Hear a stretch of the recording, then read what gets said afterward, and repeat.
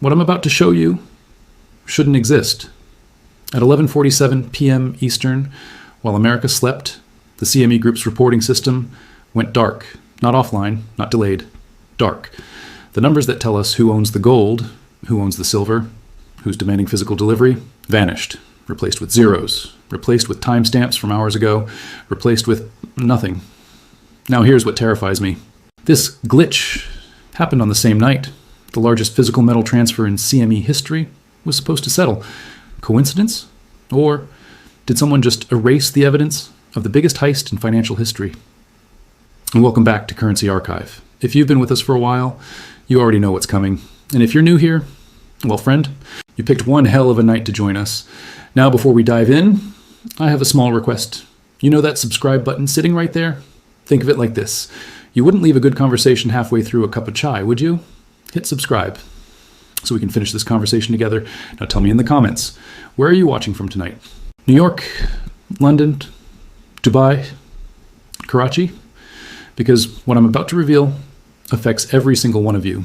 There is a room in Chicago. It has no windows. It has no decorations on the walls. It has only servers, rows and rows of servers humming quietly in the darkness. This room processes more money in 1 hour than most countries produce in 1 year. This room belongs to the CME Group, the Chicago Mercantile Exchange, the beating heart of global commodity trading. Every night, after the trading floors go quiet, after the brokers go home, after the last contract is settled, this room does something very important. It tells the truth. It publishes the numbers, the real numbers, the numbers that show who bought, who sold, and most importantly, who demanded physical delivery of actual gold and silver bars. These numbers are boring. They're published in spreadsheets that only accountants and analysts read. They do not make headlines. They do not trend on social media.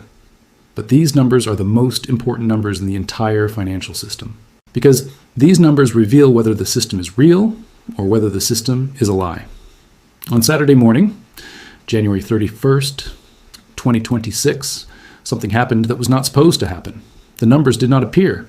Analysts who monitor this data, professionals who have been watching these reports for decades, woke up early to download the daily delivery notices.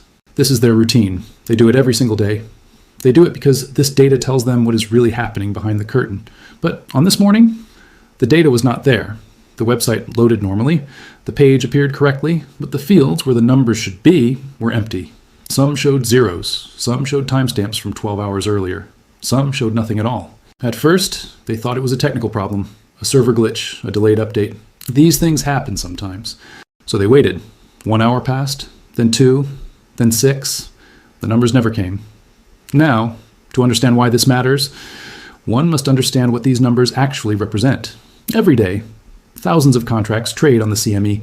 A contract is simply an agreement. A buyer agrees to purchase gold or silver at a certain price. A seller agrees to deliver it. Most of these contracts never result in actual delivery. Most traders are speculators. They buy a contract, wait for the price to move, and then sell the contract to someone else. They never want the actual metal. They only want the profit. But some buyers are different. Some buyers actually want the gold. They want the silver. They want armored trucks to arrive at their vault, carrying real physical bars that they can touch and hold and store. When these buyers demand actual metal, the CME must report it. The exchange publishes a document called the Issues and Stops Report. This report shows exactly how many contracts resulted in physical delivery demands. This number must match the trading volume. The math must balance. If 1,000 people demanded delivery, the report must show 1,000 notices issued. This is basic accounting. This is how trust is maintained. This is how the world knows that the CME is not selling gold that does not exist. But on January 31st, the math did not balance. The trading volume from the previous week showed historic activity, massive numbers, numbers that suggested an unprecedented wave of physical delivery demands. Yet the Issues and Stops report, the report that confirms these deliveries, showed almost nothing. The volume said one thing, the delivery report said another, and then the delivery report stopped updating entirely. There are only two possible explanations for this. The first explanation is innocent, a technical failure, a software bug, a database error that will be corrected on Monday morning with an apology and an explanation. This is the explanation that comfortable people will believe. This is the explanation that requires no action, no concern, no disruption to weekend plans. The second explanation is not innocent. The second explanation suggests that someone, somewhere, made a decision to stop publishing data that would reveal an uncomfortable truth. What truth? The truth that more people demanded physical gold and silver than the CME actually has in its vaults. The truth that the contracts being sold are contracts for metal that does not exist. The truth that the most important commodity exchange in the world is running on promises, not on gold bars. There's an old saying in financial markets: when the data goes dark, the crime has already happened. The blackout is not the problem.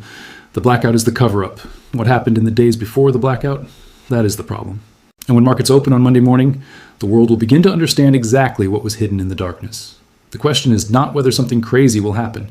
The question is whether anyone is prepared for what comes next.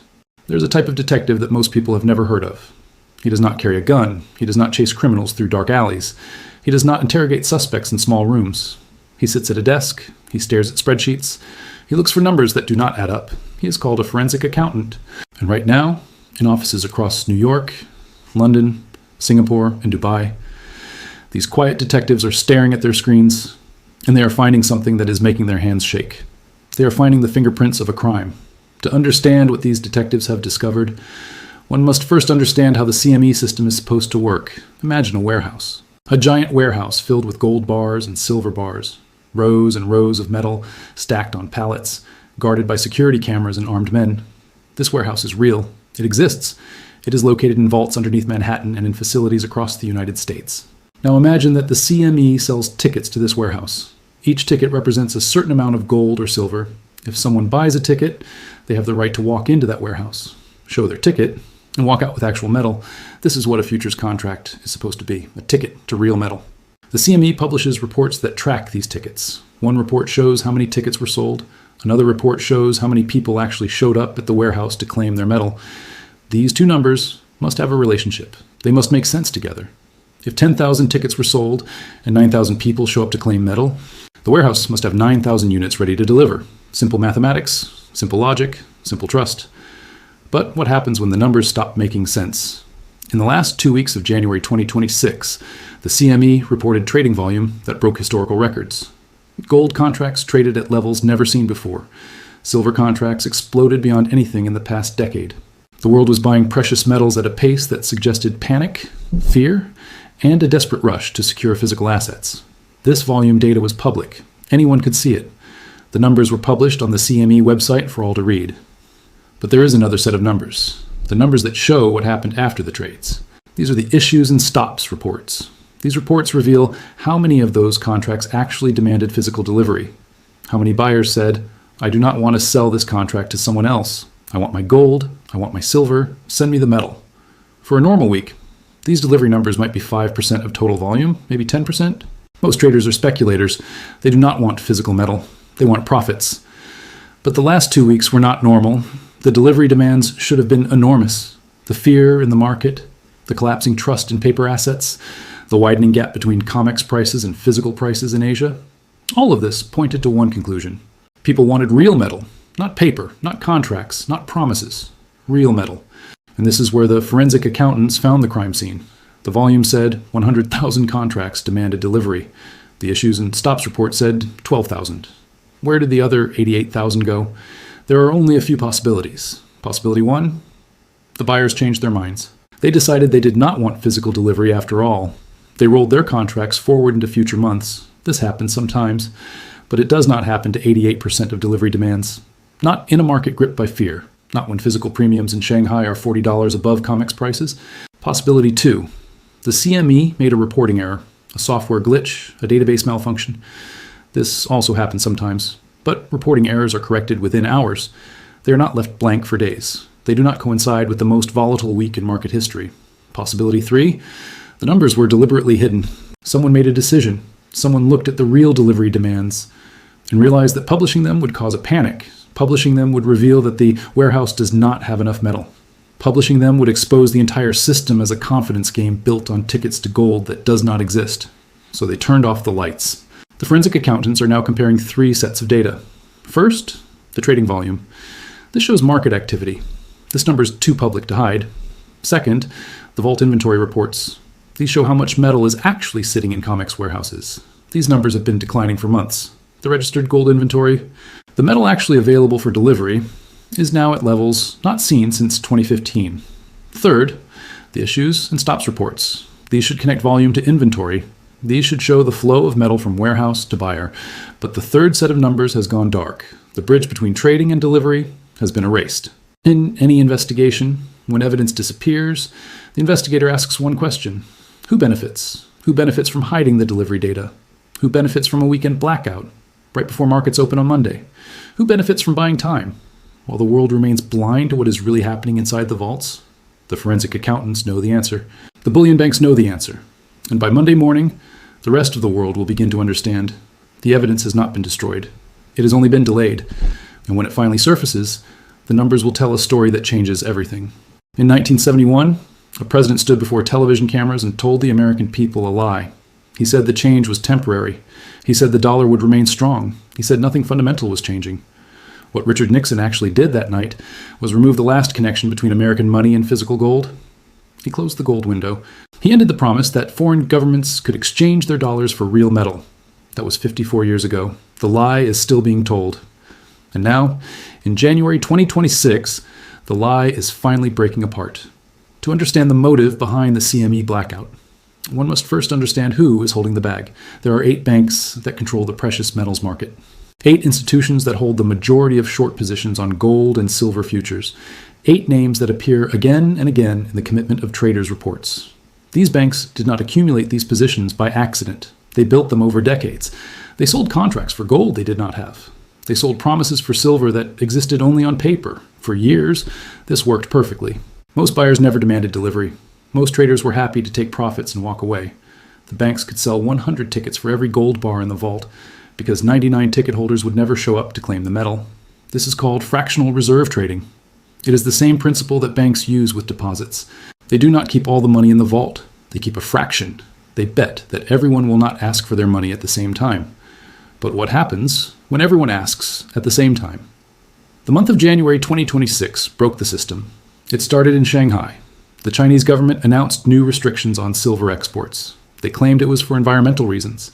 They claimed it was to support domestic industries. The real reason was simpler. China controls 70% of global silver refining. They looked at their own stockpiles. They looked at the coming demand from solar panels, from electric vehicles, from military applications, and they made a decision. The silver stays in China. Within 72 hours, physical silver premiums in Asia exploded. Metal that cost $30 in New York was selling for $50 in Shanghai, then $60, then $80. The arbitrage traders noticed immediately. In a normal market, they would buy cheap silver in New York, ship it to Shanghai, and pocket the difference. Free money. But when they tried to buy physical silver in New York, they discovered something disturbing. There was no silver to buy. The COMEX vaults were nearly empty. The registered inventory, the metal actually available for delivery, had been quietly drained over the previous 18 months. What remained was eligible inventory. Metal that was stored in the vaults but not available for delivery. Metal that belonged to private parties who had no intention of selling. The traders went to London. Same problem. The LBMA vaults were running on fumes. They went to Switzerland. The refiners were backed up for months. The physical silver market had been drained dry. And nobody had noticed, because nobody had been paying attention to the vault reports. Until now. This is the motive for the blackout. The 8 banks holding massive short positions suddenly faced a nightmare scenario. Thousands of contract holders were demanding delivery, real delivery, physical metal. But the metal did not exist. If the CME published accurate delivery numbers, the world would see the truth. The world would see that delivery demands exceeded available inventory by a factor of 10. The world would see that the banks had been selling ghost metal for years. The price of gold would not rise by $50. It would rise by $500, by $1,000, by numbers that would bankrupt every bullion bank on Wall Street. The short positions would become infinite losses. The margin calls would cascade. The banks would fail. And so, someone made a phone call. Someone decided that the delivery reports would not be published this weekend. Someone decided to buy time. But time for what? This is the question that haunts the forensic analysts. A blackout does not solve the problem. It only delays the revelation. When markets open on Monday, the delivery demands will still exist. The empty vaults will still be empty. The math will still be impossible. Unless the blackout is not about hiding the problem.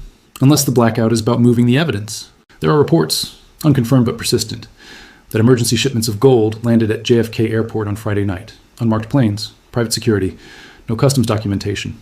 There are whispers that central bank gold that belongs to foreign governments, gold that was stored in the Federal Reserve vaults as a courtesy, has been quietly moved to COMEX warehouses.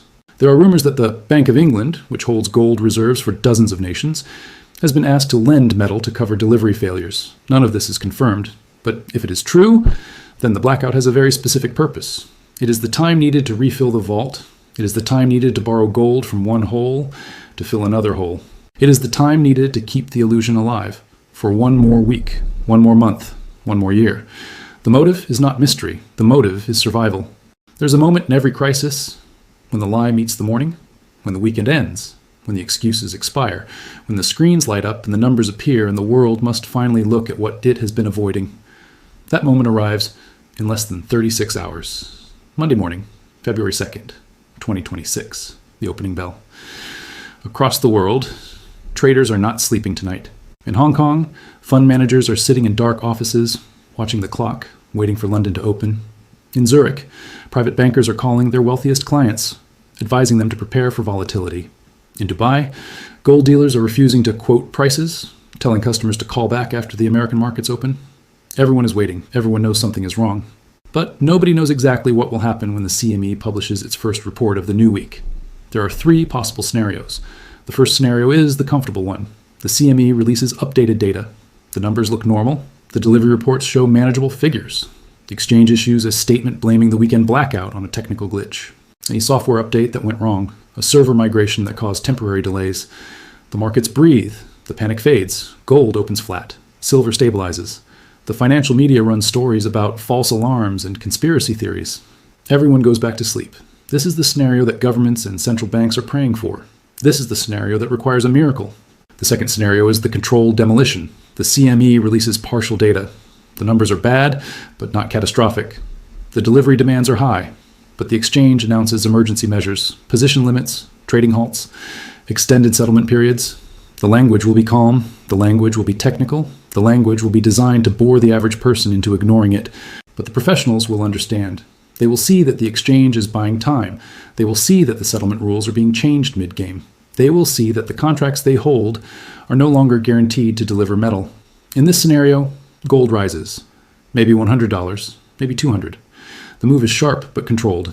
The media calls it a correction. The talking heads explain that markets are functioning normally. But behind the scenes, the smart money runs. The billionaires quietly convert paper to physical. The central banks accelerate their purchases. The family offices move assets to Singapore and Switzerland. The second scenario does not end the crisis. It simply moves it underground. It gives the insiders time to exit, while the public holds bags of paper promises. The third scenario is the one that nobody wants to discuss. The CME opens, and the data confirms the nightmare. Delivery demands exceed available inventory. The registered vault holdings are insufficient to cover standing contracts. The exchange cannot fulfill its obligations. In this scenario, the word default enters the conversation. Not a technical default, not a temporary suspension, a real default, a failure to deliver physical metal to contract holders who legally demanded it. The price of gold does not rise by hundreds, it rises by thousands. The paper price becomes meaningless because paper can no longer be exchanged for metal. Two markets emerge. The paper market, where contracts trade at whatever price the algorithms dictate, and the physical market, where real metal trades at prices that reflect actual scarcity. The gap between these two markets becomes the measure of systemic failure. For the average person watching this situation, the Monday problem is not about gold prices. The Monday problem is about trust. The entire financial system is built on trust. Trust that contracts will be honored. Trust that exchanges will function. Trust that the numbers on the screen represent something real. When the CME goes dark, that trust cracks. When delivery failures become public, that trust shatters. And when trust shatters, it does not return quickly. It does not return with a press release. It does not return with a government guarantee.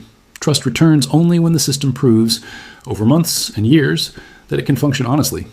The Monday problem is not a one-day event. It is the beginning of a process of revelation, a process of adjustment, a process of discovering what assets are real and what assets were always illusions. There is a question that serious investors must ask themselves tonight. Not, what will gold do on Monday? But, where do I stand when the music stops? The CME blackout is not a glitch. It is a warning. It is a flashing red light on the dashboard of the global financial system. Those who see the warning and act will navigate what comes next. Those who ignore the warning, who assume that Monday will be normal, who trust that the system will protect them, will learn a painful lesson. The system does not protect participants. The system protects itself. The lights went out in Chicago this weekend. When they come back on, The world will look different. The only question is whether you will be ready or whether you will be surprised. Monday is coming. The clock is ticking. And the truth, however long it has been hidden, always finds its way into the light.